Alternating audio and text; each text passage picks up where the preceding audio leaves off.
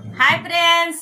कैसे हैं आप सब। स्वागत है आप सबके देहाती भोजपुरी लोकगीत चैनल पे। तो आज अपने ननद के साथ गारी गीत लेकर के आई हूँ, तो वीडियो के एंड तक बने रहिएगा। बहुत ही मजेदार गारी गीत है।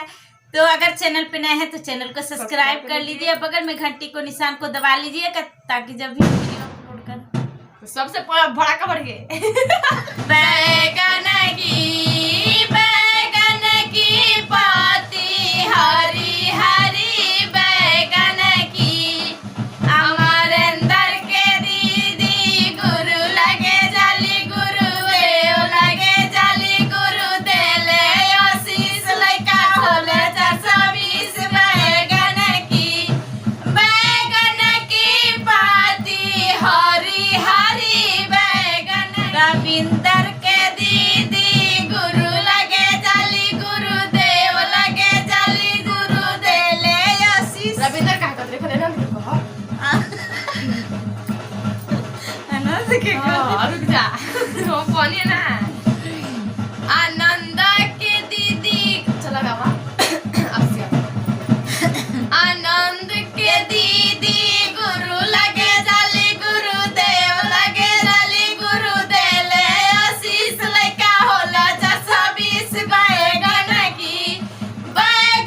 की पाती हरी हरी बैगन रेशा के दीदी गुरु लगे जाली गुरु देव लगे जाली गुरु देले आशीष लइका होला 420 बैगन की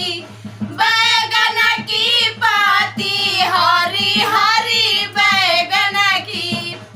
सुरेंद्र के दीदी गुरु लगे जाली गुरु देव लगे जाली गुरु देले आशीष लइका होला 420 बैगन की पाती हरी हरी बैगन की अमरेंद्र के दीदी गुरु लगे जाली गुरु देव लगे जाली गुरु देले आशीष लइका होला 420 बैगन की पाती हरी हरी बैगन की हमरो बिलारी बड़ी शिकाई अमरेंद्र के मोची पर पोछ रगरी कुछ आज रगरी कुछ काल रगरी कुछ होली दिवाली के बाद रगरी लेकिन हमरो बिलारी बड़ी शिकारी आनंद के पोछी पर मोछ रगरी